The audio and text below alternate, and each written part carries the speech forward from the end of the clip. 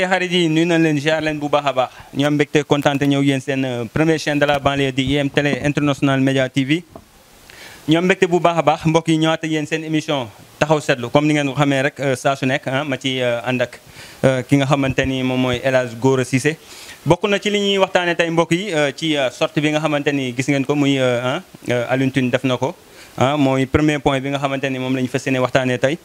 waaye ñuy waxtaane aussi tamit ci projet de loi bi nga xamante ni président war na ko dugal assemblée muy li nga xamante moom la bëgg dissoudre muy haut conseil mais dina ñëw aussi ci nomination bi nga xamante ni gis ngeen président def ko ki nga xamante ni moom mooy Mimi Touré mais ñu tëjee émission bi nag ki nga xamante ni damay wax ni dafa bokkoon ci kër gi nekk koo xamante ni dañ koy jaale képp koo xamante ni sénégalais nga wala képp koo xamante ni rek pikinois nga muy Aziz Dabala ndaxte Aziz Dabala damay wax ni sama digganteeg moom yàlla dafa yàgg ndaxte su suñu jëm yu xeebul yi yàlla def na bokk nañ ci ñi ko njëkk a jox micro bi ñu yëgee nouvelle bi nag nekk na loo xamante ni lu ñu metti woon la nekk loo xamante ni lu ñu bett la nekk loo xamante ni xaaruñu ko woon également ndaxte nekkoon na jeune bi nga xamante ni ku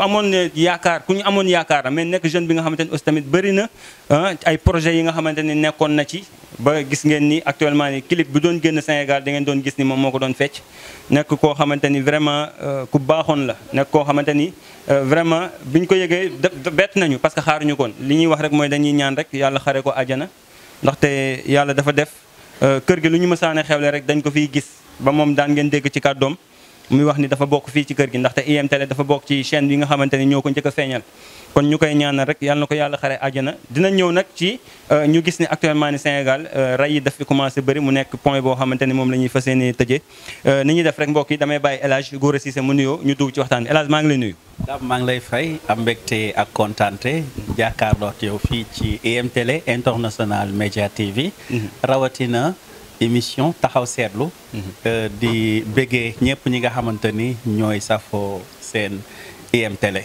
di pare nag pour tontu yenn ci ay laaj yoo xamante ni réew mi soxla na ñu def ci taxaw seetlu bu baax a baax merci beaucoup mbokk yi comme ni ngeen ko xamee taxaw seetlu lañu wax te information yi fii lay jàlle fii ci la chaîne de la banlieue ñu ñëw rek El Hadj si premier point bi ñuy waxtaanee tey mooy sortie Alioune Tine mu nekk loo xamante ni dafa jaaxal ñu bëri bett ñu bëri muy dafa gëm ni réew bi Diomaye dirigé wu ko mais Ousmane Sonko moo koy dirigé bi nga déggee kàddu yooyu nan la def. waaw merci xam nga foog ñu delluwaat parce que damay wax saa su nekk la mère des sciences moom mooy li nga xamante ni mooy histoire te Alioune Tine soo xoolee ci histoire am bokk na si ñi nga xamante ni ci faluk Diomaye ak ki nga xamante ni mooy Ousmane Sonko. doon na bokk ci ay médiateur yoo xamante ni daan na ko def médiation yu am solo ak ay taxawaay rawatina di poster ci page Facebook am mais nag kàddu yooyu bu ko génnee man dama jàpp ni ay kàddu njuumte la dëgg la xalaatam la mais nag kàddu la yoo xamante ni kàddu njuumte la ndax ku sañ a yedd nit am accès di yedd nit kenn du yedd kilifa ci digg mbedd mu gisoon leen ñaan audience waxtaan ak ñoom joxe xalaatam loolu moom moo gënoon. mais ñu bëri def ni moom bëggoon na gisante ak Ousmane Sonko mais dafa mel ni sottul. waaw mais mu kii rek mu jéem pour jéem a gis ak ñoom bu mënta gis ak ñoom mu daal di bind. beneen bi si topp mooy Sénégal foog ñu comprendre benn affaire Sénégal dafa dépassé fi ñuy toll nii benn rajo muy RTS moo fi nekkoon. ak benn télévision. beneen bi président de la république monsieur Bassirou Diomaye Diakhar Faye dafa wax mu ne si constitution Sénégal bu ñu ko xoolee depuis 1960 ba léegi dañu gis ni constitution Sénégal taxawaay premier ministre dafa faible. président dafa wax keroog ci sorteem mu ne ba tey dafa faible. mais président dafa ne ko amoon yéene. pendant 10 ans nga ko daan xeexal pour mu nekk le président de la république. ci 11 jours mu joxañ la nga nekk président de la république mu ne nag kooku da nga koy bàyyi mu doxal. waaye nag xëy na ñun li ñu xamoon bu njëkk mooy am président de la république boo xamante ne premier ministre portefeuille koo xamante ne tekkiwul dara. loolu moom moo amatul. président ci taxawaayam dooleel na premier ministre te loolu sax c'est normal bu dee dañu wax chef de gouvernement koo xamante ni moo jiite gouvernement kooku war na mën a di jël ay décisions. Ousmane Sonko nag foofu la toll. léegi nag beneen bi si topp mooy foog ñu dindi jiixi jaaxa yi amoon ci diggante Senghor ak Mamadou Dia. xale yu jigéen ñi sol kii nii jiin xam nga yaa ngi koy gis Sénégal. mais Mamadou Dia ba mu yoree li nga xamante ni mooy dëkk bi Senghor dem négocier international. indi ci réew mi Mamadou Dia moo daan doxal. xale bu jigéen bu daje woon ak Mamadou Dia ñemewul sol jiin dañ daan wootu ci lañ daan wax Mamadou Dia ay ibaadu la ak yooyu. même nii sax boo naanoon sàngara ci mbedd di këyang këyang dañ lay ramasse mais xoolal comportement boobu. mais mujj gi lan lañ dugal ci bopp Senghor kii daf lay coup d'état. du ma wax ñi mu kompalool mais ay dignité yu bëree bëri fii Sénégal dignité yooyu la ñu kompaloo ñu jël Mamadou Dia tëj ko ci biir kaso bi. yow mën nga imaginer wal jooja Njaay li mu xeex moom Mamadou Dia ñu bokk benn kaso. pendant 12 ans Kédougou du ñu gisante loolu fu ma am.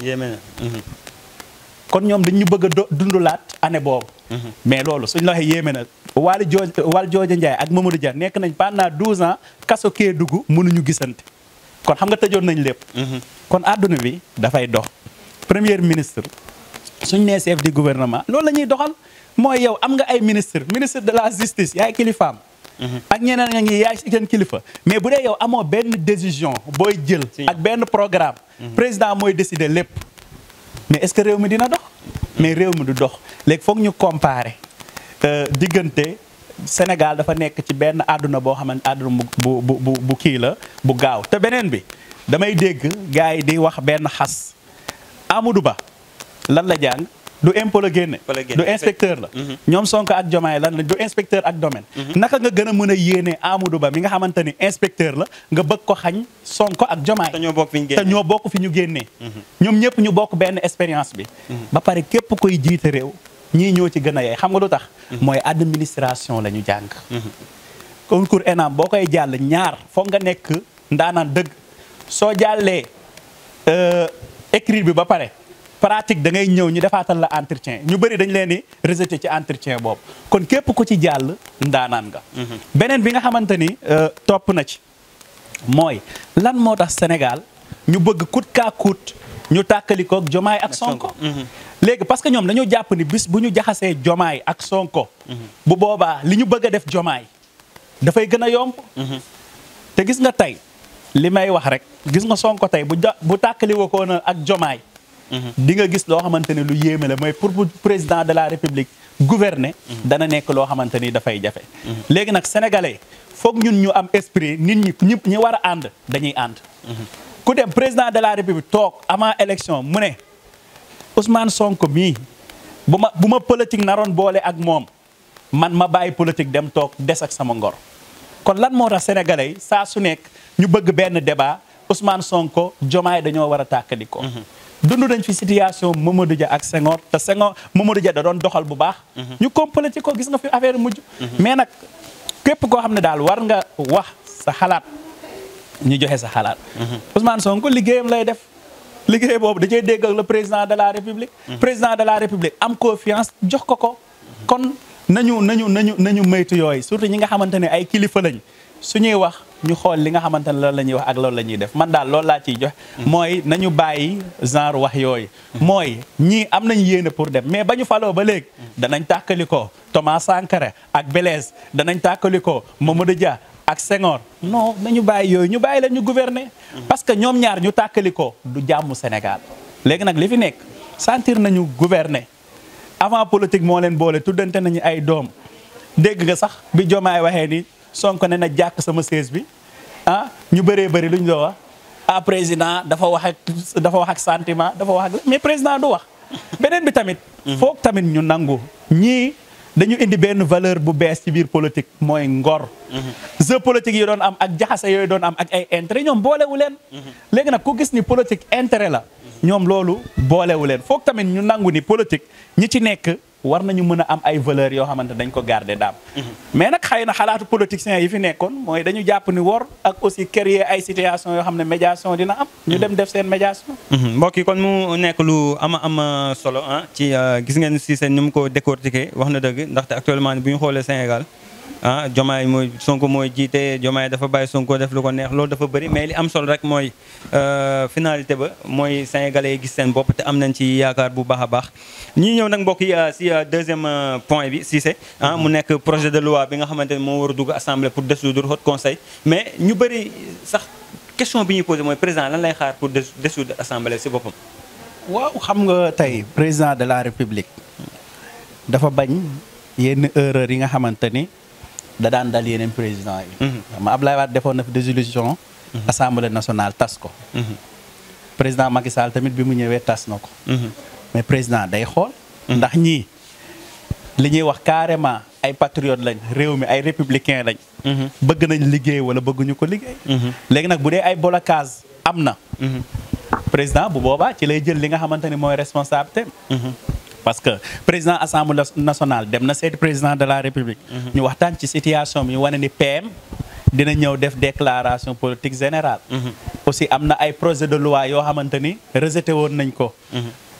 ay section yoo xam ne waroon nañ ko def defuñu ko. léegi nag président indiwaat leneen modifié nañ code bi. indiwaat leneen jox leen léegi nag fi mu toll nii dañuy xool ndax ñoom mu utal leen activité dinañ liggéey wala duñu liggéey. parce que xam nga tey président dafa waxoon.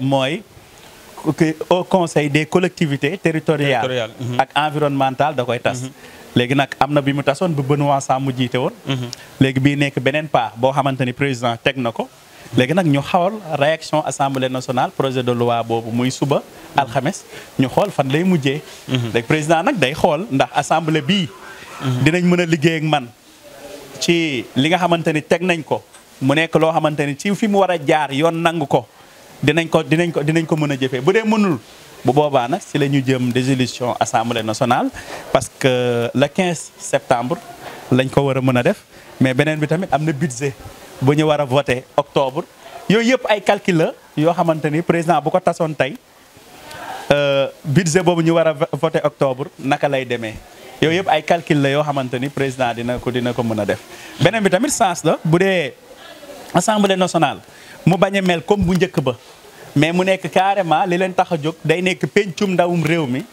ci loo xamante ni tamit buñ nee dañ koo tas pour mu yaxanal gafaga réew mi foog naa bu ñu tegee ay modalité gëm carrément war nañ mën a nekk loo xamante ni tey déggoo mën na cee am quoi loolu moom mooy bitu li nga xamante ni mooy projet de loi mais nag ñu bëree bëri ñu ngi xaar tas assemblée nationale léegi nag bu ñu ko tasee coalition Diomaye am fa majorité est-ce que loolu lañ doon xaar tamit mooy su fa amee majorité est-ce que du nekk loo xamante ni bépp projet de loi bu président bëgg a voter rek comme li fi amoon moom moo fi amaat quoi yooyu tamit jar na bàyyi xel mais est-ce que aussi tamit bu fekkee exemple tey opposition bi tamit élection amoon na ba ñu jël majorité bi est-ce que tamit bu fekkee président dafa bëgg a jàllale aussi tamit loo xamante ne njariñu Sénégal est-ce que opposition bi aussi tamit duñ ko bloqué c'est que moo tax dafa xaw a bëri. waaw léegi nag lii nii da ngay dégg sama confrère yi da ngay dégg ñu ne deal la boo xam ne le président de la république daf ko teg boo xamante ni dañuy piéger député yi mais tamit bu dee dafay yaxanal gafaga réew mi te ñëpp xam nañ ni yenn institution yu bëri yi la ca ëpp ay poste politique la léegi nag bu dee bloqué nañ président ak beneen acte bu njëkk bi ñu def léegi nag bu boobaa président ci sañ-sañam bi ko constitution bi may dafay def dissolution assemblée nationale mooy tas ko pour ëllëg bu ñuy am ay député li sénégalais yëpp di xeex mooy député du peuple man bëgg naa daal ay député yu mel ni ay Guy Marius Sagna léeg-léeg nag ma wax ko ñu ne Guy Marius Sagna boppam la fi nekkal mais ku gis ni muy doxalee mayul gouvernement bi dara li mu war a logique bi mu doon xeex ba logique boobu ba léegi moom mu ngi ci ku xamoon Guy Marius Sagna di ko suivre ba léegi parce que lenn la ñuy xaar mooy assemblée nationale du parti politique du coalition mais pencum ndawum réew mi la. mais est-ce que député comprendre nañ loolu hélas parce que le fait que tey dañoo gis ci gouvernement président Macky Sall ay député yi taxaw ne man député Macky Sall la lu ma Macky Sall lu ma président voté loolu dama koy voté. est-ce que dëgg aussi tamit lii xam naa dinañ ci def spécial taxaw seetlu mooy est-ce que jotul ñu defaat ay réformes ci naka la ñu war a falee député parce que aussi tamit bu ñu xoolee liste nationale président moom mooy choisir. ki nga xamante ne moom mooy tête de liste. comprendre souvent ñoom ñooy xool ñiy bokk si liste nationale bi ñooñu boo xoolee seen coalition ñoo leen di fal mais bu dee liste yeneen liste yi nga xamante ni peut-être ay départemental yaak wala kii yooyu noonu ñooñu kii yooyu est-ce que jotul léegi ñu ne député Sénégal ku si nekk fa nga dëkk ñoom ñooy choisir seen bopp seen député falal la seen bopp su boobaa du ñu wax député du ñu wax président du ñu wax député président Diomaye mais dañuy wax député waa Pikine dañuy wax député waa Kër Massar dañuy wax député waa Diourbel dañuy wax député su ko defee bon façon bi nga xam te ne moom lañ doon falee député mu mën a changer boo ko député bi day bàyyi xel ni du président moo ko fa bàyyi mais askanam wala boog waa localité am ñoom ñoo ko fa bàyyi est-ce que jotul ñu changer ko. waaw c'est que li ngay wax ni xamalan moo ko mën a téye mooy liggéey bu rëy la même démocratie bi war a am ci parti politique mën nga nekk chef de parti fekk amoo capacité yi ñuy xaar ci yow. nga ne force da ngay dem parce que yor nga sa xaalis wala am nga relation. c'est que politique moo garaaw politique. moom moo garaaw da ngay gis poste yi bu ñu koy jox da ngay gis jooy da ngay gis ay magum jëmm di jooy wala rencontre am da ngay gis politicien bi ni muy xëccoo place yi si kanam wala deuxième place bi nga xam ne kii li ko yitteel mooy intérêt. man fii xam naa fi ay nit ay député yoo xamante ni élection yi am na si ñoo xam ne gedd nañ seen poste xam nga lu tax ñu sànni leen fa sori demuñu sax campagne ci coalition parce que dañoo fay xaalis bu bëree bëri pour nekk li nga xamante ne mooy député léegi nag ni nga ko waxee. te gëm naa ni gars yi dinañ ci bàyyi xel mooy fii ci kanam képp ku ñuy falati député muy département muy national nga mérito ko ci localité bi. ñoo koy choisir même parrainage boobu ñu xool ni ñu koy defee. ñu xam ni yow département bi moo lay tànn moo lay jox ñoo tànnal seen bopp député. mais c'est normal bu dee président moo tracé ñëw jox la député di nga ne man député président de la république parce que moom moo la choisir. wala léeg-léeg député bi amatul jot.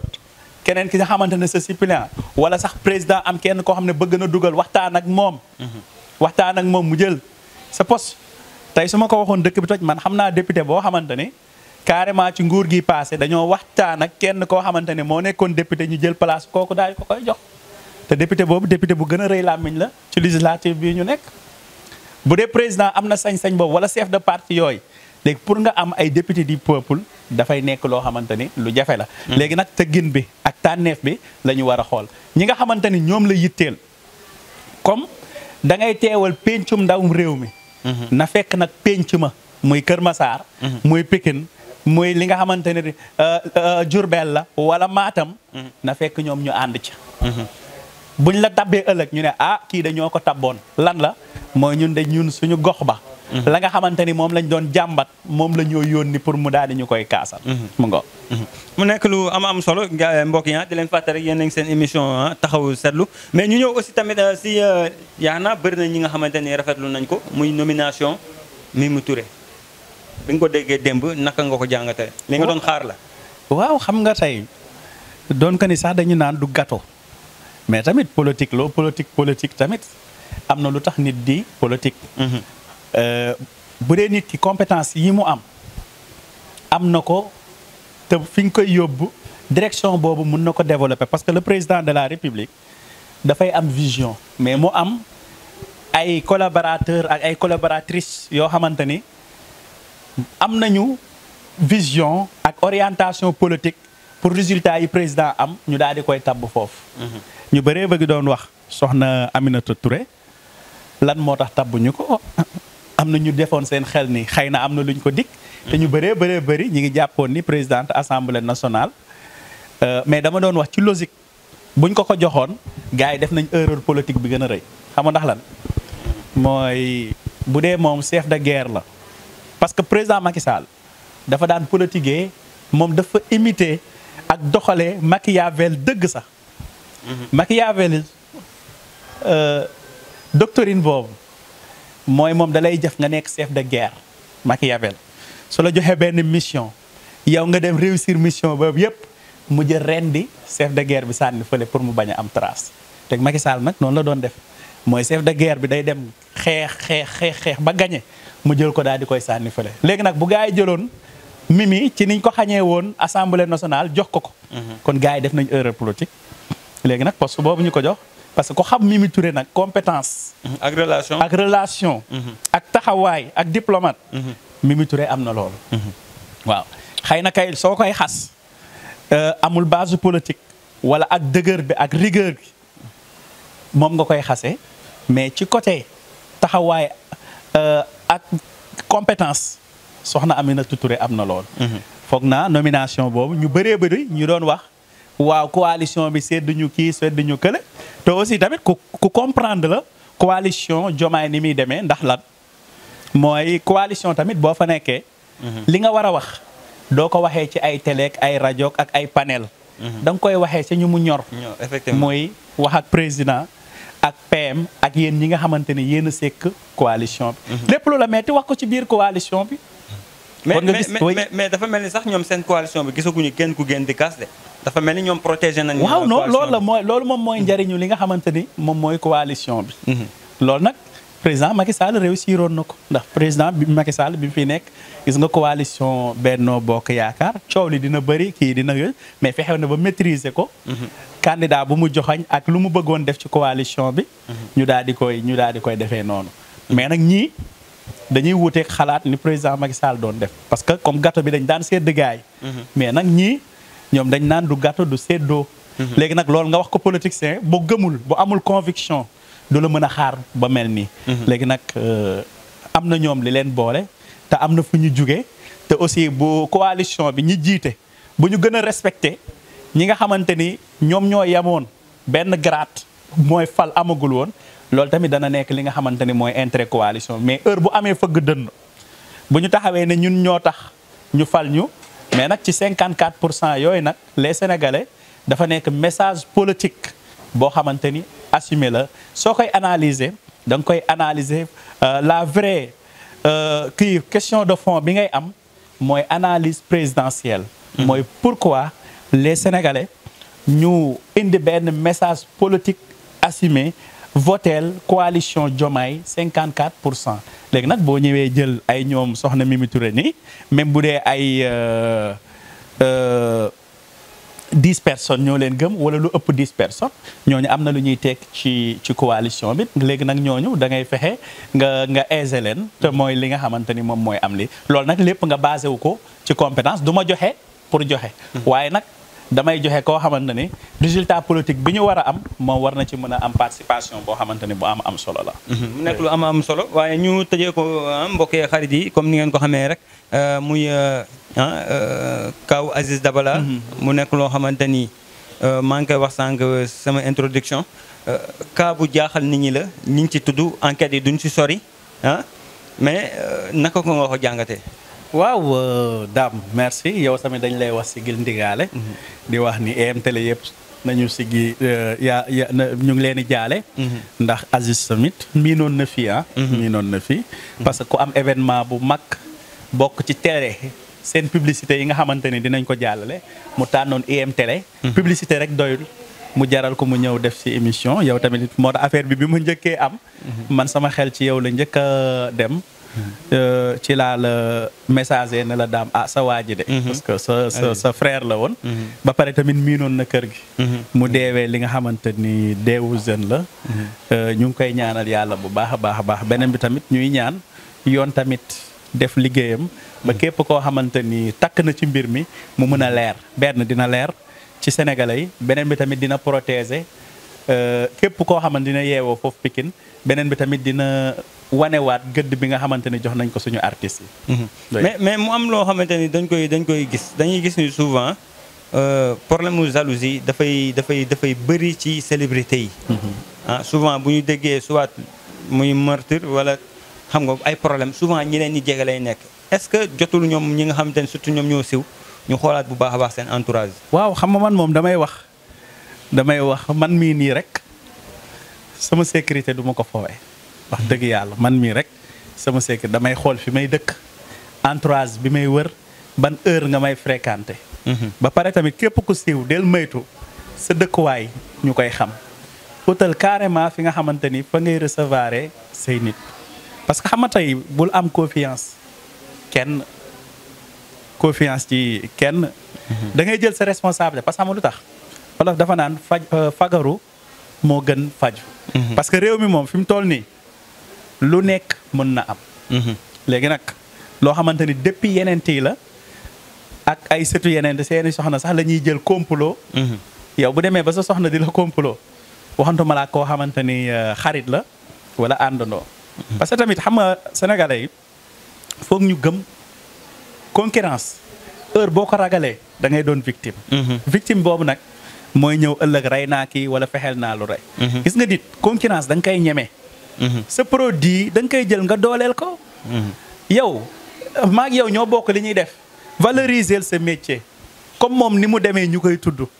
gis nga nit ñi tant que ñi ngi ragal jàkkaarloo ci wàllu concurrence du ñu dem. gis nga star bu bees bi day folli star bu màgget bi fi nekkoon foofu foog ñu gëm ko.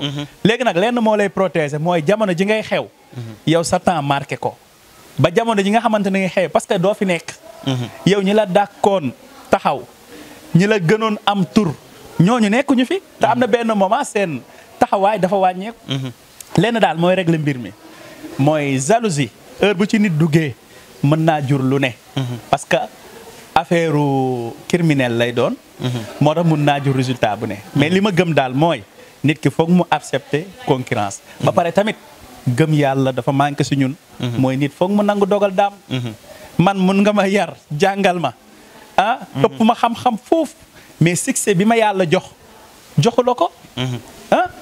tey mën nga nekk ci ay télévision yu mag mais daam dégagement bi mu am ci wàllu public bu taxawee ñu xam ni carrément kii animateur professionnel la joxu ko keneen mais loolu foog nit ñi ñu accepter ne wujje da nga koy gérer.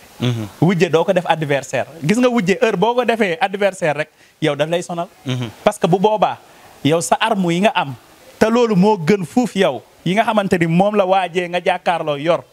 yow bu boobaa da ngay fàtte say bos daal denc moom. loolay problème bi mooy nit ñi foog ñu accepter concurrence. kon mbokk yi mi ngi noonu mi ngi noonu vraiment muy kàddu yi am solo encore une fois rek ñuy jaale bu baax a baax Aziz Dabala ak famem ak mbokkam mi ak surtout sax ki nga xamante ni moom it vraiment damay wax ni ci kër gi la bokk muy Mbaye Seck moom it yàlla def na sax. Mbaye xoola bi dese bi amee ba léegi sax dégganteeguñu ndaxte.